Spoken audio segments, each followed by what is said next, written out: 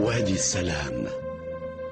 وادی سلام دنیا کے قدیم ترین قبرستانوں میں سے ایک نہایت متبرک و مقدس قبرستان نجف اشرف میں امام علی علیہ السلام کے روضہ مبارک کے انتہائی قریب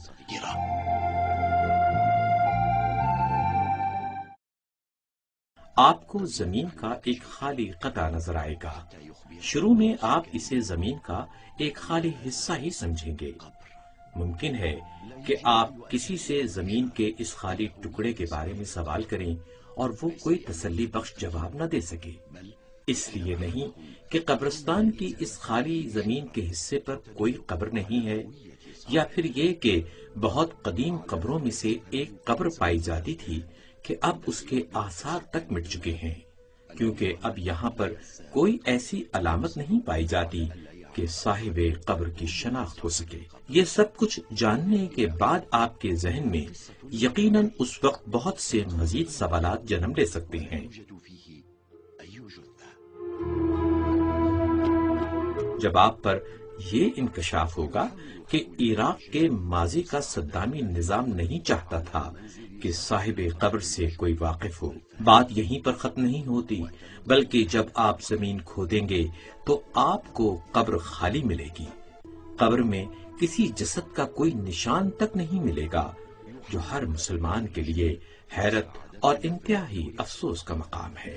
یہ افراد ہماری کیمرہ ٹیم کو جسد سے خالی اس صاحب قبر کے گھر تک لے جائیں گے اور یہیں سے ہماری تحقیق کا آغاز ہوتا ہے. ہم ایک نامعلوم جگہ ہیں، لیکن یہاں پر تو کسی گھر کا نام و نشان تک نہیں ہے. جبر و استبداد پر استوار اپنے دور حکومت میں صدام کی ظالم انتظامیہ نے اس گھر کے نشان تک بھی مٹا دیے، بلکہ ہر اس نشان کو مٹا دیا جو اس شخص کی پہچان کرانے میں ممد و معاون ثابت ہوتا ہو. گویا صدام کی حکومت اس شخص کو صفحہ ہستی اور تاریخ کے اوراق دونوں سے مٹا ڈالنا چاہتی تھی. یہ شخص کون ہے کہ جس نے صدامی حکومت کو مجبور کر دیا تھا کہ وہ اس شخص کے بے روح جسد کے نشانات کو بھی اپنے لیے خطرہ سمجھتی تھی؟ اہم ترین سوال یہ ہے کہ کیا وہ اس میں کامیاب؟ العلاقات في داخل كل أمة قد تكون غير قائمة على أساس حق.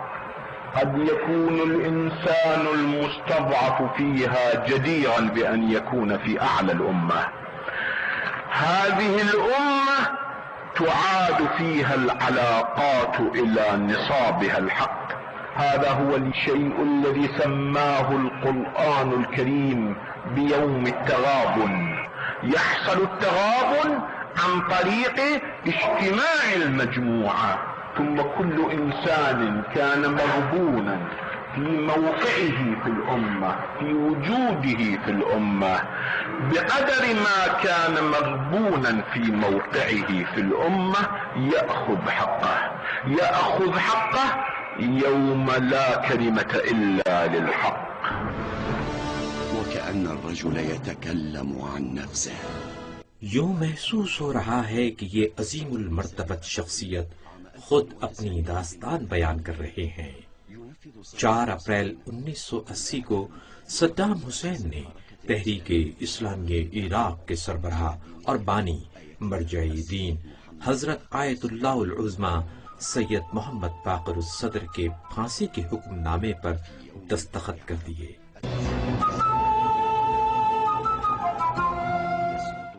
ٹھیک 23 برس بعد 4 اپریل سن 2003 میں صدامی نظام حکومت کا خاتمہ ہوتا ہے، اور اس خاتمے کے ساتھ ہی صدام کے ناقابل تسخیر ہونے کا تصور ختم ہو کر اپنی موت آپ مر گیا.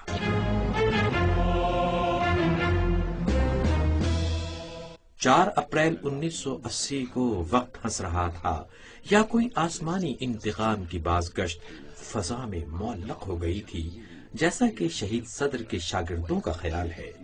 صدامی حکومت نے کئی بار شہید صدر کے قبر کے نشان تک مٹائے، لیکن اہل نجف نے خفیہ طور پر شہید کے مبارک جسد خاکی کو قبر سے نکالا اور ایک خفیہ جگہ منتقل کر دیا۔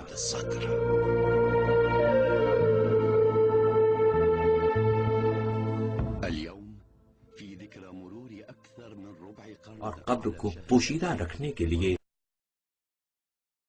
ہوا، اور یہ جگہ اس وقت تک خفیہ رہی جب تک حالات بدل نہ جائیں۔ لیکن آج 23 سال کا عرصہ گزرنے کے بعد ان کے افکار و خیالات، ان کی سیرت عراقی میدان سیاست میں عوام کے لیے مشعل راہ ہے، اور ایک بار پھر نجف اشرف میں علماء دین کا کردار مکمل طور پر سامنے آ رہا ہے۔ یہ شہید باقر الصدر کی 40 سال سے زیادہ کوششوں و کاہش کا ثمر ہے، جن کو عراق کی اسلامی تحریک کا روح رواں اور بانی کہا جاتا ہے۔ جیسا کہ اب کہا جا رہا ہے کہ عراق کا مستقبل حوضہ نجف اشرف کی رہنمائی پر منحصر ہے۔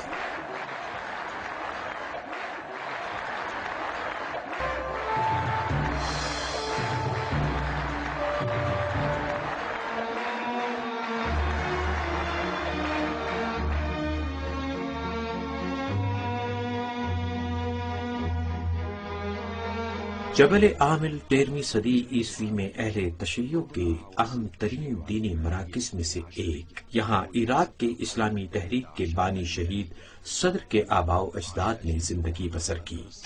جبل عامل، جس کا جدید نام جنوبی لبنان ہے، جو آج سے 770 برس پہلے بہت مختلف تھا۔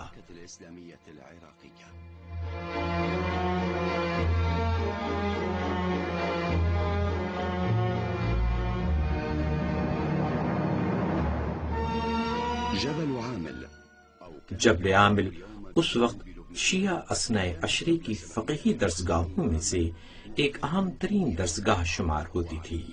اس زمانے کے فقیہ اور دینی قائد محمد ابن مکی یا شہید اول کے علمی و فقہی پرچم تلے الجبل، میس، جبا، عیندہ، نباتیہ، کوثریہ، الخیام، ایتا الشعب، بنت جبیل وغیرہ میں دینی مدارس نے ظہور کرنا شروع کر دیا، اور جبل عامل کے کوہسار فقہا کے وجود سے لبریز ہونے لگے۔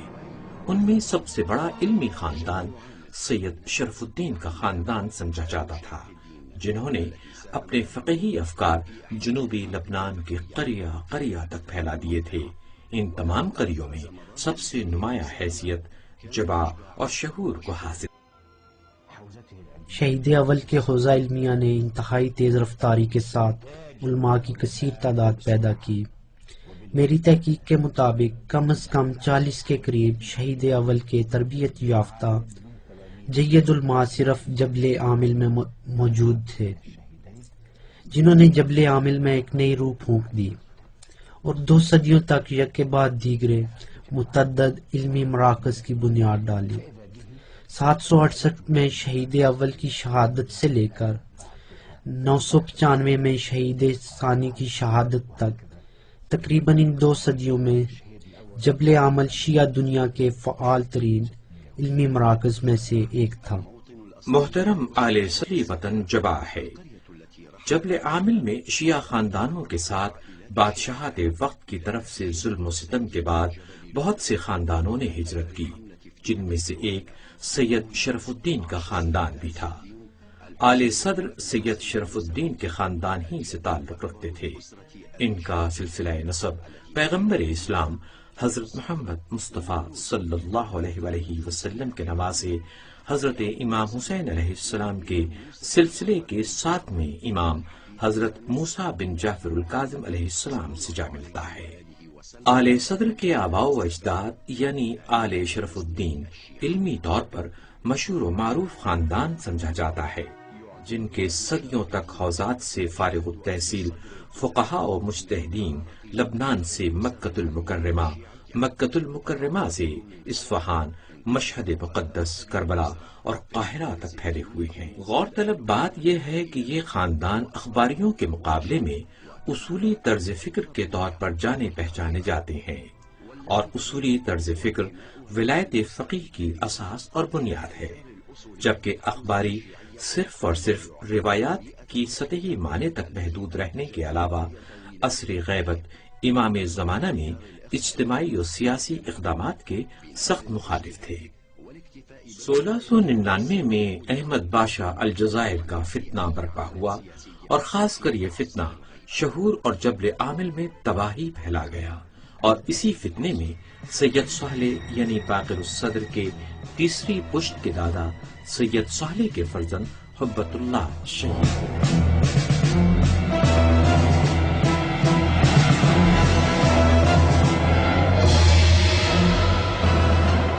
سید صالح اپنے خاندان اور اپنے فرزند صدر الدین کے ساتھ یہ خاندان جبل عامل سے عراق بغداد میں آ کر آباد ہوا، اور اس وقت سے لے کر آج تک خاندان کبھی لبنان واپس نہیں لوٹا۔ اسی خاندان کے چشم و چراغ سید صدر الدین نے کربلا کے دینی حوزات سے کسب فیض حاصل کرنا شروع کیا۔ کہا جاتا ہے کہ آپ 13 سال کی عمر میں درجہ اجتہاد پر فائز ہو گئے تھے۔ سید صدر الدین بعد میں تبلیغ دین کی غرض سے ایران کے شہر اصفہان چلے گئے، جہاں لوگوں نے ان کی علمی فضیلت و منزلت کے اجتہاد کو دیکھ کر انہیں شرف الدین کا لقب دیا۔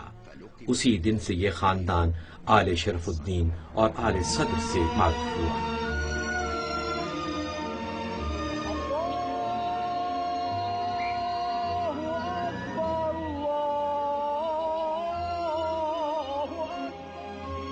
اصفہان میں باقر الصدر کے جد امجد سید اسماعیل کی سن 1842 میں ولادت ہوئی، جو بعد میں عراق چلے گئے اور کربلا میں مرجع تقلید کے طور پر سکونت پذیر ہوئے۔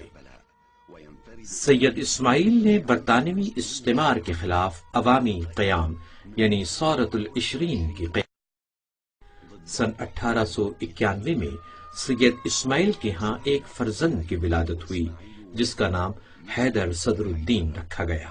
آگے چل کر حیدر کے ہاں ایک فرزند پیدا ہوا جس کا نام اسماعیل رکھا گیا، اور اس کے بعد حیدر کے ہاں 13 سال تک کوئی اولاد نہیں ہوئی۔ 13 سال کے طویل انتظار کے بعد 23 فروری سن 1935 بروز اتوار ان کے ہاں ایک فرزند ارجمند کی ولادت ہوئی، جس کا نام سید محمد باقر الصدر رکھا گیا۔ 2 سال بعد ان کے ہاں ایک بیٹی کی ولادت ہوئی، جس کا نام انہوں نے آمنہ رکھا، جو بعد میں بنت الہدا کے نام سے مشہور ہوئی۔ باقر الصدر 2 سال کے تھے جبکہ ان کی بہن آمنہ صرف چند ماہ کی تھی کہ ان کے والد آیت اللہ سید حیدر صدر الدین داغ مفارقت دے گئے۔ آج تک خاندان آل صدر کی قبریں اپنے جد بزرگوار حضرت امام موسیٰ کاظم علیہ السلام کی روضہ اطہر کے بالکل قریب موجود ہیں۔ باقر الصدر کے والد سید حیدر صدر الدین کا شمار اپنے زمانے کے چوٹی کے مراجعین میں ہوتا تھا، لیکن اس کے باوجود تاریخ بتلاتی ہے کہ آپ کی وفات کے بعد آپ کے پسماندگان کو اقتصادی طور پر بڑے ہی تکلیف دہ اور کٹھن مراحل سے گزرنا پڑا، یہاں تک تھی۔ حائرين في لقمة العيش.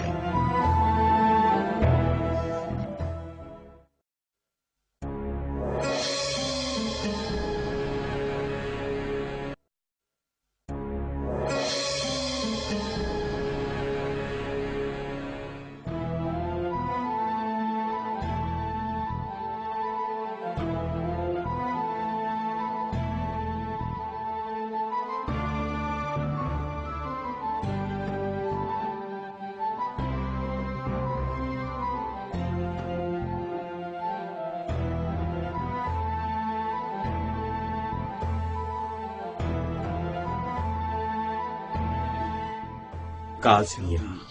اس شہر میں باقر الصدر نے اپنا بچپن ایک یتیم بچے کے طور پر گزارا۔ والد گرامی قدر کی وفات کے بعد آپ کے محترم چچا نے آپ کی پرورش کی ذمہ داری سنبھالی، جو باقر الصدر کے سب سے پہلے استاد بھی تھے، جن کے روبرو آپ نے ابتدائی تعلیم کے حصول کے لیے زانوِ تلمذ طے کیا۔ سن 1947 میں باقر الصدر 8 سال کے ہو چکے تھے جب آپ نے اس اسکول میں داخلہ لیا جس کی بنیاد علامہ سید مرتضی عسکری اور سید امین نے رکھی تھی۔ حزب الدعویٰ کا بیج اسی وقت بویا گیا تھا جس وقت جدید نظام تعلیم پر استوار اس مدرسہ کی بنیاد ڈالی گئی تھی، جس کے نصاب کو شیخ محمد رضا مظفر جیسے ایک باشعور اور اجتماعی و سیاسی فکر رکھنے والے انتہائی ذہین مرجع دین نے مرتب کیا تھا، اور شیخ رضا مظفر وہ تنہا شخص تھے جو براہ راست عوامی خطابات کیا کرتے تھے۔ مجھے یاد ہے کہ انہوں نے ایک دفعہ پرچہ امتحان میں یہ سوال لکھ دیا کہ اگر آپ مجتہد بنے تو کیا کریں گے؟ میں نے اس سوال کا جواب اپنی عمر اور شعور کے حساب سے لکھ دیا۔ انہوں نے بعد مجھ سے کہا کہ تمہیں چاہیے کہ اس طرح غور و فکر کرو کہ اگر میں مجتہد بنا تو پوری دنیا کے مسائل کے بارے میں سوچوں گا۔ باقر الصدر کے رفقا اور ہم جماعتوں کا کہنا ہے کہ وہ بچپن ہی سے حلقہ درس میں اپنی ذہانت اور قابلیت کی وجہ سے اساتذہ کی خصوصی توجہ کا مرکز رہے، یہاں تک کہ ان کے ساتھی ان کی غیر معمولی نشست و برخاست اور غور و فکر کے اسلوب کو نمونہ عمل کے طور پر اپنایا کرتے تھے۔ باقر الصدر کے بھائی سید اسماعیل میرے پاس آئے۔ ہم کسی حد تک آپس میں دوست بھی تھے۔ ہم نے باقر الصدر کو پہلی کلاس میں داخلہ دے دیا۔ اس وقت ہر کلاس کے لیے ایک رہنما استاد مقرر کر رکھا تھا۔ چند دن بعد باقر الصدر کی کلاس کے رہنما استاد میرے پاس آئے اور کہنے لگے، سید باقر نے پہلی کلاس ختم کر لی ہے۔ مجھے تعجب ہوا۔ میں نے سید باقر کو اپنے دفتر بلایا اور ان سے امتحان لیا۔ مجھے احساس ہوا کہ باقر الصدر پہلی کلاس پڑھ سکتا ہے۔ میں نے اسے دوسری کلاس میں داخلہ دے دیا۔ سال کے اختتام سے پہلے ہی اس نے دوسری کلاس بھی ختم کر لی۔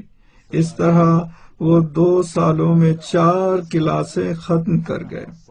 اس وقت امام موسیٰ کاظم علیہ السلام کے صحن میں مجلس عزا برپا ہوا کرتی تھی، جہاں بغداد اور دیگر شہروں سے جید علماء دین مجلس پڑھا کرتے تھے۔ میں اور احمد امین حوزہ کے طلاب کو مشق کے طور پر مجلس لکھ کر دیا کرتے تھے تاکہ وہ خطیب مجلس سے پہلے ممبر پر جا کر اسے پڑھا کریں۔ طلاب کی اچھی کارکردگی پر انہیں انعامات بھی دیا کرتے تھے۔ سب سے بڑا اور زیادہ انعام ہمیشہ سید باقر الصدر لیا کرتے۔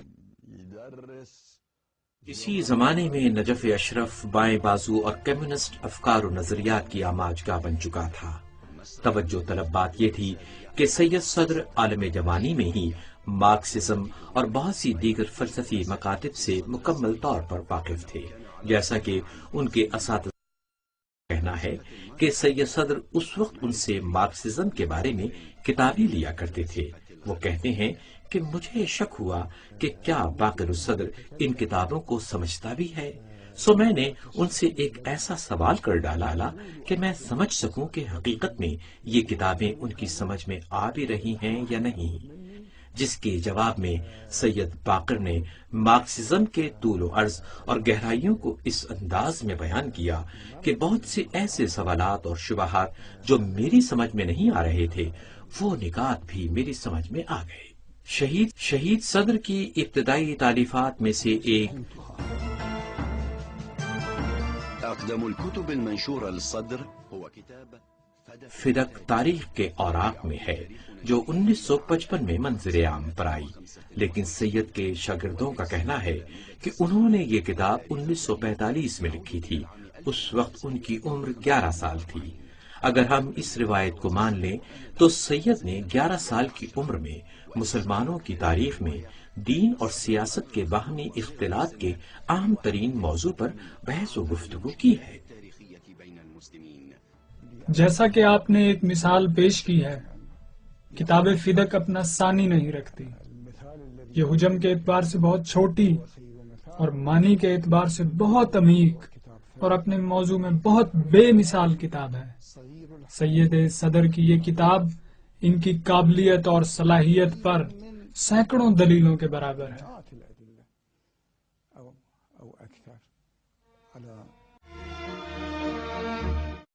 باقر الصدر نے بہت تیزی کے ساتھ اکیڈمک تعلیم سے فراغت پائی اور مرکز تشیع یعنی نجف اشرف کی دینی درسگاہ میں حصول علم کے لیے خود کو آمادہ کر لیا۔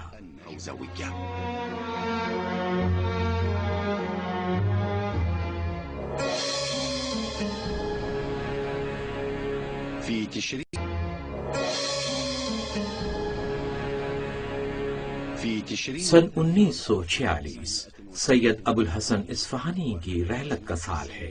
اسی سال باقر الصدر اپنے بھائی سید اسماعیل کے ساتھ لبنان کا سفر کرتے ہیں اور دوسری طرف مرکز تشیع نجف اشرف سید محسن الحکیم کو اپنے مرجع تقلید کے طور پر قبول کر لیتا ہے اور یہیں سے عراق اور حوزہ علمیہ نجف کی تاریخ کا ایک نیا باب شروع ہوتا ہے، جہاں سے باقر الصدر اپنی زندگی کے اہم ترین دور کے سفر کا آغاز کرتے ہیں۔ ہم لوگ سید ابو الحسن اصفہانی کی رحلت کا چہلم منا رہے تھے اور شیخ محمد رضا مظفر بھی اس مجلس میں تشریف فرما تھے۔ سید صدر اپنے بھائی سید اسماعیل کے ہمراہ مجلس میں تشریف لائے۔ میں نے اس وقت انہیں پہچان لیا، انہوں نے نیلے رنگ کی قبا پہنی ہوئی تھی۔ سید باقر الصدر نے 1946 میں حوزہ علمیہ نجف میں اپنی دینی تعلیم کے آغاز سے ہی خود کو 16 گھنٹے روزانہ تحصیل علم اور علمی تحقیق کو جستجو کے بحث مباحثے کے لیے وقف کر دیا تھا۔ کہا جاتا ہے انہوں نے اپنے گھر میں ایک چھوٹا کمرہ اپنے لیے مختص کر رکھا تھا، وہ اس کا صرف کھانا کھانے، نماز پڑھنے یا پھر درس و تدریس کے لیے باہر نکلتے تھے۔ ان کا زیادہ تر وقت اسی کمرے میں فکری تحقیق اور عمیق مطالعے میں گزرتا تھا۔ حرم امیر المومنین میں عام طور پر نماز ظہرین کے بعد لوگوں کی تعداد کم ہوا کرتی تھی اور سید صدر اس وقت حرم تشریف لے جاتے تھے اور اپنے دروس کا مطالعہ کیا کرتے تھے۔ سید کے گھر میں ایک عمر رسیدہ انتہائی پرہیزگار شخص خادم کے طور پر ہوا کرتا تھا۔ وہ کہتا تھا کہ انہوں نے ایک دن خواب میں دیکھا کہ امام علی فرماتے ہیں جاؤ اور باقر الصدر سے کہو کہ آج کل وہ کیوں میرے درس میں نہیں آتے، کیونکہ 2-3 دن سے سید باقر الصدر مصروفیت کی وجہ سے حرم امام علی میں مطالعے کے لیے نہیں گئے تھے۔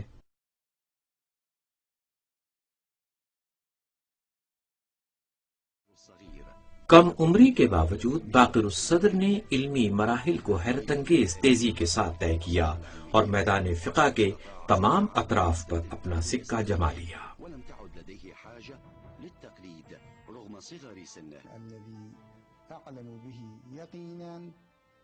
جہاں تک میری معلومات ہیں اور مجھے یقین ہے انہوں نے بالغ ہونے کے بعد کسی کی تقلید نہیں کی۔ وہ ہر مسئلے پر یا تو خود اپنے فتوے پر عمل کیا کرتے تھے یا پھر احتیاط کیا کرتے تھے۔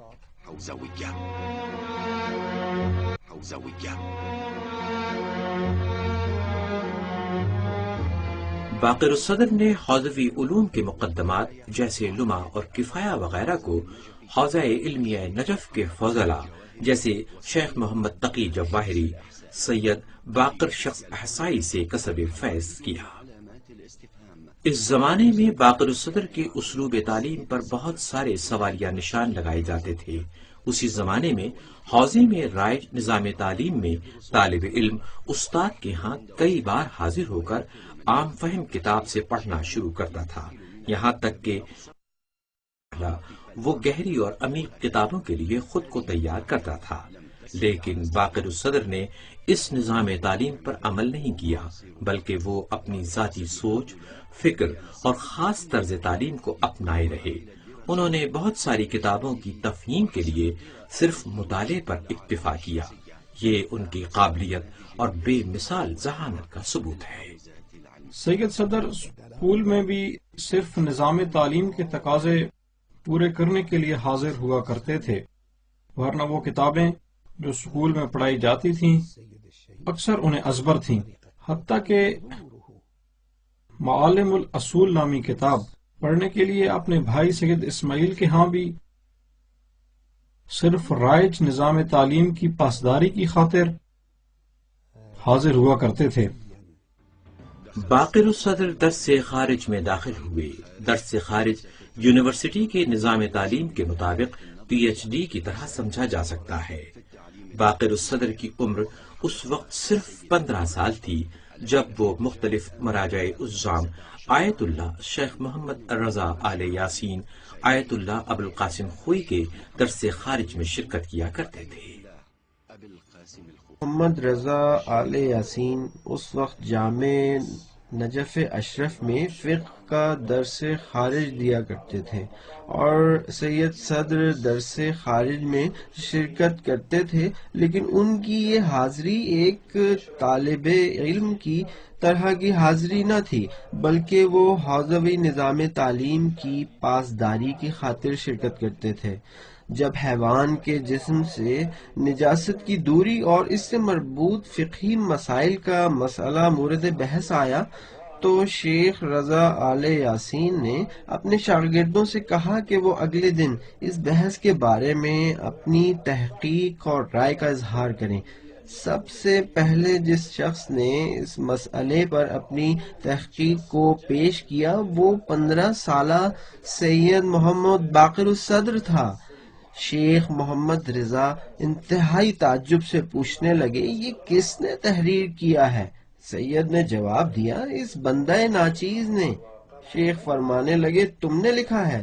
شیخ رضا نے اپنے درس خارج میں اعلان کیا کہ سید باقر نے کچھ جدید مسائل پیش کیے ہیں جو ہماری فقہی کتابوں میں نہیں پائے جاتے۔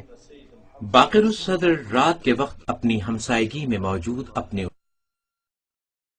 کے گھر تشریف لے جاتے تھے، جہاں وہ اپنی تحقیق کے بعض پہلوؤں پر گفت و شنید کیا کرتے تھے، یہاں تک کہ بعض اوقات یہ علمی بحث و تحمیس کی محفل رات گئے تک جاری رہتی تھی۔ اکثر اوقات شہید صدر اپنے استاد کے گھر سے آدھی رات کو نکلتے تھے تو ان کے ہاتھ میں اپنے استاد کی بحث کی ایک یادداشت ہوا کرتی تھی۔ باقر الصدر کے شاگردوں کا کہنا ہے کہ سید ابوالقاسم خوئی طلبہ کو اکثر اوقات مختلف اشکالات کے جواب کے لیے باقر الصدر کے پاس بھیج دیا کرتے تھے۔ باقر الصدر کے شاگرد اور ایران کے موجودہ چیف جسٹس آیت اللہ محمود ہاشمی کا کہنا ہے کہ آیت اللہ خوئی نے شہید باقر الصدر کو منہاج الصالحین نامی فقہی کتاب کو مرتب کرنے کی ہدایت کی تھی، اور اکثر اوقات آیت اللہ خوئی شہید صدر سے بحث کے بعد اپنے فتووں میں تبدیلی کیا کرتے تھے، یہاں تک کہ امور حج سے مربوط کئی مسائل شرعی میں شہید صدر اور آیت اللہ خوئی کے درمیان باہمی تبادلے رائے کے بعد تبدیلی کی گئی۔ سن 1956 یعنی باقر الصدر کے نجف اشرف میں دینی علوم کی تحصیل کو 10 سال کا عرصہ گزرا کہ باقر الصدر نے اپنے استاد معظم آیت اللہ خوئی کی طرف سے اجتہاد کی تحریری سند پائی، جبکہ اس وقت ان کی عمر شریف صرف 21 سال تھی۔ میں نے آیت اللہ ابوالقاسم خوئی کو یہ کہتے ہوئے سنا کہ سید باقر الصدر مجتہد ہیں، لیکن سید صدر کو کم عمری کی وجہ سے اجتہاد کی سند نہیں دی گئی۔ چنانچہ ان جملوں کے سننے کے بعد سید صدر نے مجھ سے کہا کہ آیت اللہ خوئی سے اجتہاد کی اجازت لے دیں۔ ایک دن علماء کی ایک بہت بڑی محفل تھی کہ میں نے آیت اللہ خوئی سے پوچھا، کیا باقر الصدر مجتہد ہیں؟ انہوں نے جواب دیا، جی ہاں وہ مجتہد ہیں۔ میں نے کہا تو پھر اجتہاد کا اجازت نامہ دے دیجئے۔ اس پر انہوں نے اجازت نامہ تحریر کر مسجد ہندی امام علی علیہ السلام کے حرم کے بالکل قریب قبلہ بازار کے پاس واقع ہے۔ اس مسجد سے نوجوان مجتہد باقر الصدر نے اجتہاد کی سند پانے کے بعد درس و تدریس کا باقاعدہ آغاز کیا۔ جس نے آگے جا کر عراقی تاریخ کے اہم ترین ابواب کو رقم کرنا تھا۔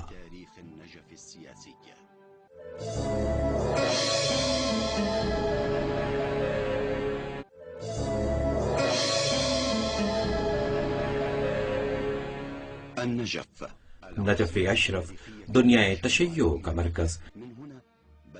یہاں سے باقر الصدر نے ایک حوزوی استاد کے طور پر اپنی عملی زندگی کا آغاز کیا، جبکہ اس وقت ان کی عمر صرف 23 سال تھی۔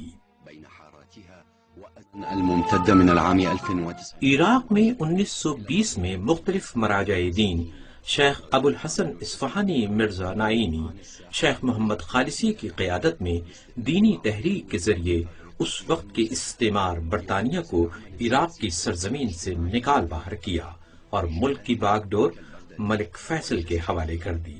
اس وقت سے لے کر سن 1960 تک علماء عملی طور پر میدان سیاست سے بالکل دور رہے۔ دوسرے الفاظ میں 40 سال تک تشیع کے علمی و فکری اور دینی مرکز نجف اشرف میں کسی قسم کی دینی عوامی تحریک یا تنظیم نہیں تھی۔ عراق میں اسلامی تحریک کی تاسیس کی فکر 1953 میں نظر آتی ہے، جن میں حزب الدعوہ سے پہلے عقائدین، شباب المومنین اور بعض دیگر ناموں سے کچھ کوششیں نظر آتی ہیں۔ سن 1958 میں عراق میں بادشاہت کے سقوط کا ایک بڑا سیاسی زلزلہ رونما ہوا، جس کے جھٹکے حوزہ نجف نے بھی محسوس کیے، اور عراق 2 اہم سیاسی گروہوں میں تقسیم ہو گیا۔ ایک وہ گروہ تھا جسے جنرل عبدالکریم قاسم چلا رہا تھا، جس کے ساتھ ہی عراقی نیشنل ڈیموکریٹک پارٹی اور کمیونسٹ پارٹی سے تعلق رکھتے تھے، جبکہ دوسرا گروہ جنرل عبدالسلام عارف کا تھا، جن کے ساتھ پین عربزم اور باس پارٹی کے لوگ تھے۔ پورا ملک ان 2 گروہوں کی باہمی چپکلش اور سیاسی رساکشی کی لپیٹ میں تھا۔ ایسی صورت میں بعض علماء دین جو کہ حوزوی درجہ بندی کے اعتبار سے دوسرے درجے پر فائز تھے، انہوں نے ایک دینی تحریک کا تصور پیش کیا۔ حزب الدعوہ تاریخ تشیع کی سیاسی تحریکوں میں سب سے زیادہ بحث و جدل میں رہنے والی اسلامی تحریک، جس کی ان حالات میں تاسیس کے بارے میں بہت سارے سوالات اٹھائے گئے۔ اس تحریک کے وجود میں آنے والے عوامل اور اس کی تاریخ کے بارے میں بہت کچھ کہا گیا۔ جو چیز یقینی طور پر کہی جا سکتی ہے وہ یہ ہے کہ عراق میں بڑھتے ہوئے کمیونسٹ نظریات نے علماء دین کو اس تحریک کی طرف مائل کر دیا۔ عراق میں پھیلائے جانے والے کمیونسٹ افکار و نظریات دیگر عرب ممالک سے بہت مختلف تھے۔ عراق میں دین کو مارکسسٹ نظریات کے پرچار کے لیے ایک وسیلے کے طور پر استعمال کیا جا رہا تھا، اور عراق کے باشعور علماء کی اس تحریک کی تاسیس کے عوامل صرف داخلی حالات اور مسائل نہ تھے، بلکہ عراق سے باہر کے حالات نے بھی بہت بڑا کردار ادا کیا تھا۔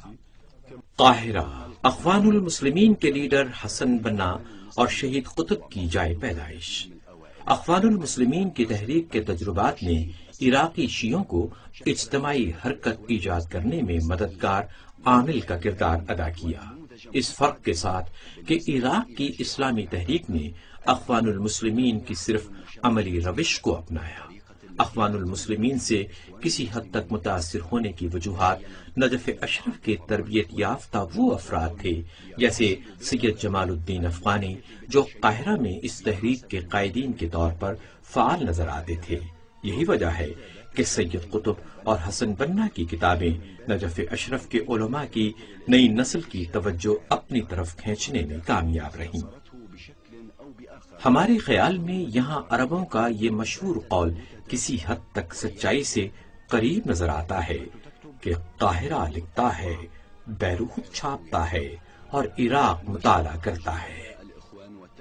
ایک طرف عراق میں بڑھتی ہوئی کمیونسٹ تحریک اور دوسری طرف قاہرہ میں اخوان المسلمین کی تحریک، 2 ایسے عوامل یکجا ہوئے جس نے علماء نجف کی تحریک میں مزید تیزی پیدا کر دی۔ البتہ بعض افراد نے عراق کے ہمسائے ایران میں بادشاہتوں کے مختلف ادوار اور حوزات علمیہ کے کردار کو بھی عراقی سیاست کے مددگار عامل کے طور پر تصور کیا ہے۔ حزب الدعوہ کی ابتدائی فکر آیت اللہ محسن الحکیم کے فرزند سید مہدی حکیم کی طرف سے باقر الصدر کی خدمت میں پیش ہوئی، جسے باقر الصدر نے فوراً قبول کیا، کیونکہ سید باقر الصدر بھی ایک ایسی اسلامی جماعت کی تشکیل کی فکر میں تھے جو چند سالوں میں ہی عراق میں اسلامی حکومت تشکیل دے، اور یوں 1200 سال کے بعد تاریخ مرجعیت میں ایک بڑی انقلابی تبدیلی رونما ہونے جا رہی تھی۔ اور سید باقر الصدر ہی وہ پہلے فقیہ ہیں جنہوں نے عراق میں اسلامی انقلاب کے بارے میں بھرپور سنجیدگی کے ساتھ کوششیں شروع کر دی تھیں، اور جبکہ دوسرے فقیہ جو بالکل ان سے ملتی جلتی فکر رکھنے والے تھے، ان کے روح رواں حضرت امام روح اللہ الموسوی خمینی تھے۔ دوسرے دن صبح کے وقت سید مہدی حکیم میرے پاس آئے، جن کے ہاتھوں میں شہید باقر الصدر کی طرف سے ایک تحریر تھی جس میں لکھا تھا، سید مہدی میری طرف سے آپ کے لیے ایک پیغام لائے ہیں، اور وہ پیغام یہ تھا کہ ہمیں حکومت اسلامی کی تشکیل دینے کی ضرورت ہے۔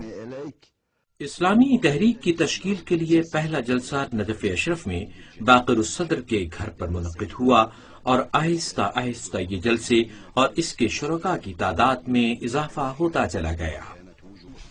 ہم تین شروع میں آپس میں سوچ وچار کیا کرتے تھے، لیکن بہت جلد ہی جوانوں کی ایک بڑی تعداد ہمارے ساتھ آ ملی۔ باقر الصدر نے عراق میں اسلامی حکومت کی کوششوں کو کامیابی کی منزلوں سے ہمکنار کرنے والی تنظیم کا 13 نکات منشور تحریر کیا تھا۔ یہ نکات بعد میں اسلامی حکومت کے بنیادی اصول کے نام سے مشہور ہوئے۔ اس کے بعد ایک اور مسئلے پر بحث و گفتگو اور سوالیہ نشان اٹھے کہ آیا حکومت اسلامی کی ماہیت شورا یعنی وَأَمْرَهُمْ شُورَى بَيْنَهُمْ ہوگی یا پھر ولایت فقیہ مطلقہ۔ شہید صدر شروع میں شورائی نظام کے قائل تھے اور بعد میں ولایت فقیہ کا نظریہ انہوں نے اپنایا، یا یہ کہ اسلامی حکومت کے ابتدائی خد و خال شورائی ہوں گے جسے وقت کے ساتھ ساتھ ولایت فقیہ کے نظام میں تبدیل کر دیا جائے گا، یا سید صدر کا نظریہ شروع ہی سے ولایت فقیہ کا تھا۔ یہ وہ سوالات ہیں جن پر مورخین کا اختلاف ہے، اور یہ اختلاف یہاں تک اٹھا کہ بعض لوگوں نے شہید صدر کے شورائی نظریے کو اخوان المسلمین کے نظریہ حکومت وقت سے ماخوذ شدہ جانا، نہ کہ شہید صدر کی اپنی فقہی تحقیق اور استنباط۔ لیکن ان تمام باتوں سے قطع نظر عراق کی اسلامی تحریک شروع ہی سے مکتب تشیع کی فقہی نظریات پر مبنی بنیادوں پر تشکیل پائی تھی۔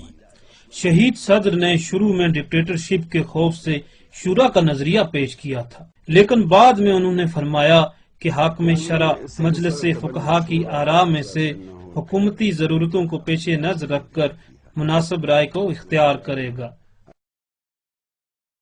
شہید صدر حکومت بارے میں شورا کے قائل تھے۔ ان کا خیال ہے کہ یہ شورا شہید کی نظر میں ایک فقیہ کے تحت نظری کام کر سکتی تھی، اور یہی وہ مقام ہے جہاں پر شہید کے شاگرد کہتے ہیں ہی سے ولایت فقیہ کی طرز حکومت کے قائل تھے۔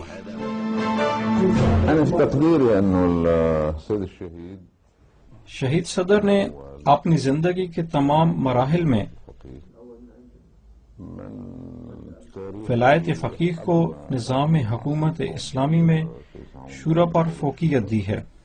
اسی دوران سن 1935 میں تشکیل پانے والی کمیونسٹ پارٹی کی دن بدن بڑھتی ہوئی فعالیات نے بھی عام آدمی کو حزب الدعوہ کی طرف مائل کر دیا، خاص کر کمیونسٹ پارٹیوں کے لیڈروں کے براہ راست سوویت یونین سے بڑھتے ہوئے روابط بھی حزب الدعوہ کی طرف لوگوں کے مائل ہونے کا سبب بنے۔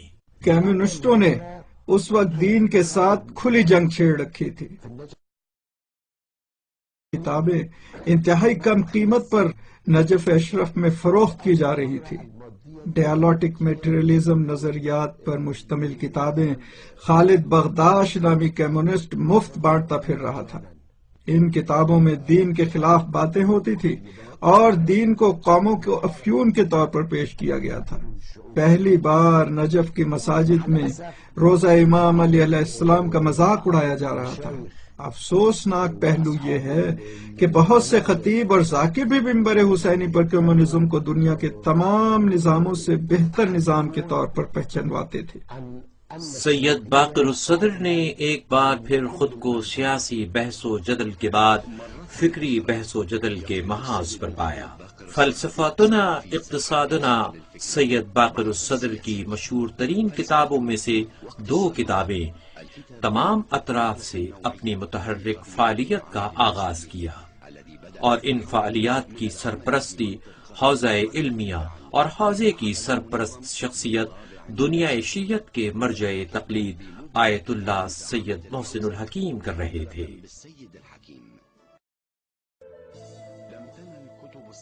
فلسفاتنا اقتصادنا 2 ایسی کتابیں ہیں جنہوں نے جغرافیائی حدوں کو پار کیا اور عالمی شہرت حاصل کی۔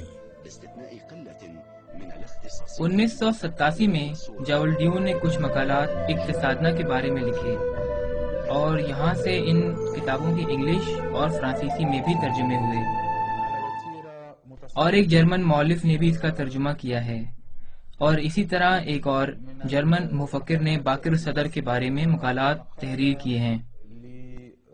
4 اپریل کو ہر سال عراق کے مرجع عالی قدر آیت اللہ العظمی سید محمد باقر الصدر کی شہادت کا دن آتا ہے۔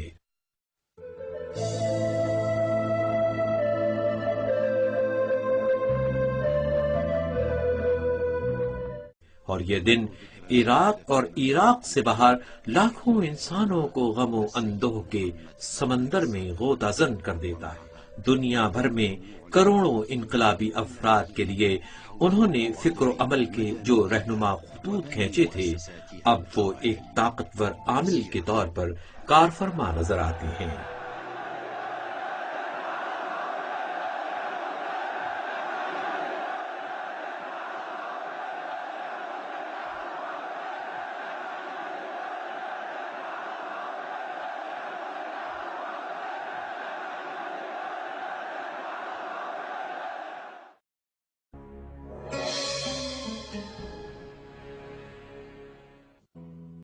کاہش کا ثمر ہے جن کو عراق کی اسلامی تحریک کا روح رواں اور بانی کہا جاتا ہے، جیسا کہ اب کہا جا رہا ہے کہ عراق کا مستقبل حوزہ نجف اشرف کی رہنمائی پر منحصر ہے۔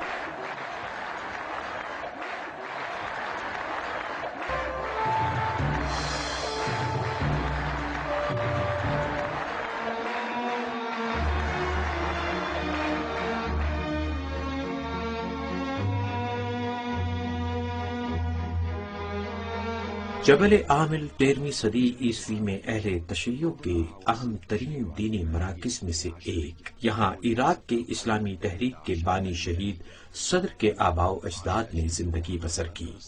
جبل عامل، جس کا جدید نام جنوبی لبنان ہے، جو آج سے 770 برس پہلے بہت مختلف تھا۔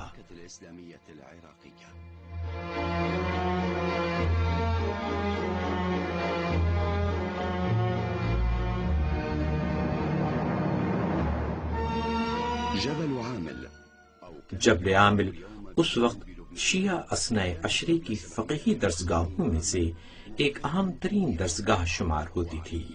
اس زمانے کے فقیہ اور دینی قائد محمد ابن مکی یا شہید اول کے علم میں حکومت کا خاتمہ ہوتا ہے، اور اس خاتمے کے ساتھ ہی صدام کے ناقابل تسخیر ہونے کا تصور ختم ہو کر اپنی موت آپ مر گیا۔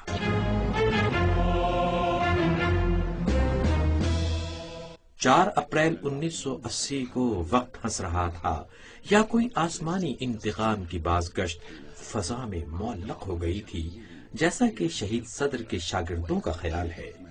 صدامی حکومت نے کئی بار شہید صدر کے قبر کے نشان تک مٹائے، لیکن اہل نجف نے خفیہ طور پر شہید کے مبارک جسد خاکی کو قبر سے نکالا اور ایک خفیہ جگہ منتقل کر دیا۔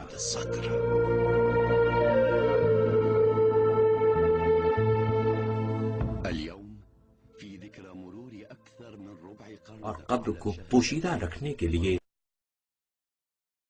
ہوا، اور یہ جگہ اس وقت تک خفیہ رہی جب تک حالات بدل نہ جائیں۔ لیکن آج 23 سال کا عرصہ گزرنے کے بعد ان کے افکار و خیالات، ان کی سیرت عراقی میدان سیاست میں عوام کے لیے مشعل راہ ہے، اور ایک بار پھر نجف اشرف میں علماء دین کا کردار مکمل طور پر سامنے آ رہا ہے۔ یہ شہید باقر الصدر کی 40 سال سے زیادہ کوشش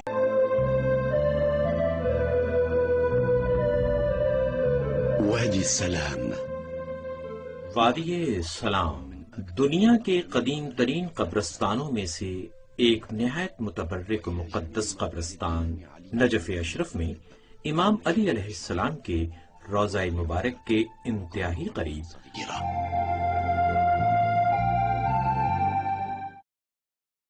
آپ کو زمین کا ایک خالی قطعہ نظر آئے گا۔ شروع میں آپ اسے زمین کا ایک خالی حصہ ہی سمجھیں گے۔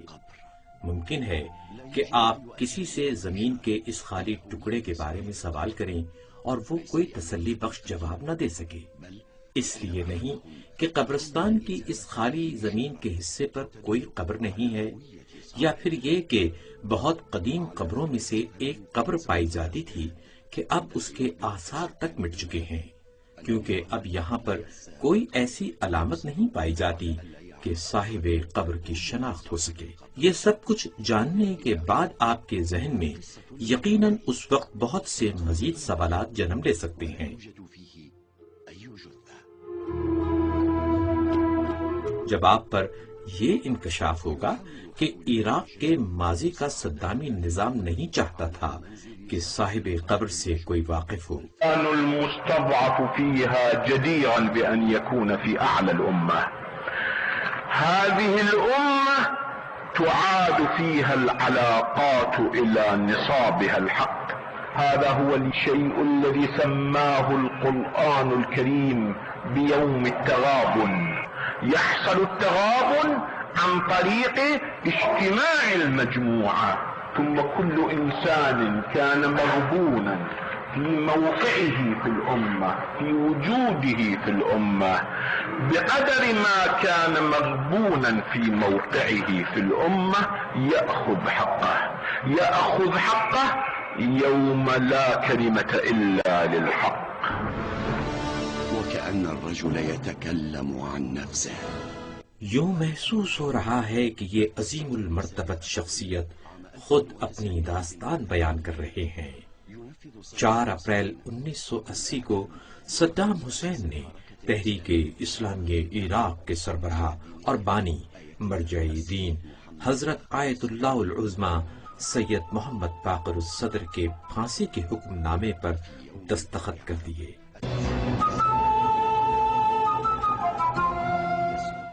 ٹھیک 23 برس بعد 4 اپریل سن 2003 میں صدامی نظام بات یہیں پر ختم نہیں ہوتی، بلکہ جب آپ زمین کھودیں گے تو آپ کو قبر خالی ملے گی۔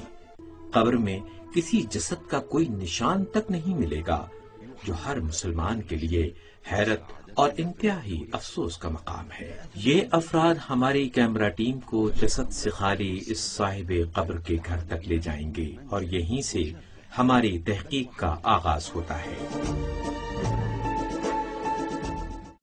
ہم ایک نامعلوم جگہ ہیں، لیکن یہاں پر تو کسی گھر کا نام و نشان تک نہیں ہے۔ جبر و استبداد پر استوار اپنے دور حکومت میں صدام کی ظالم انتظامیہ نے اس گھر کے نشان تک بھی مٹا دیے، بلکہ ہر اس نشان کو مٹا دیا جو اس شخص کی پہچان کرانے میں ممد و معاون ثابت ہوتا ہو۔ گویا صدام کی حکومت اس شخص کو صفحہ ہستی اور تاریخ کے اوراق دونوں سے مٹا ڈالنا چاہتی تھی۔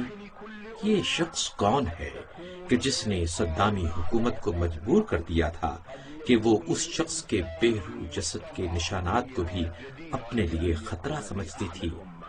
اہم ترین سوال یہ ہے کہ کیا وہ اس میں کامیاب؟ العلاقات في داخل كل أمة قد تكون غير قائمة على أساس حق.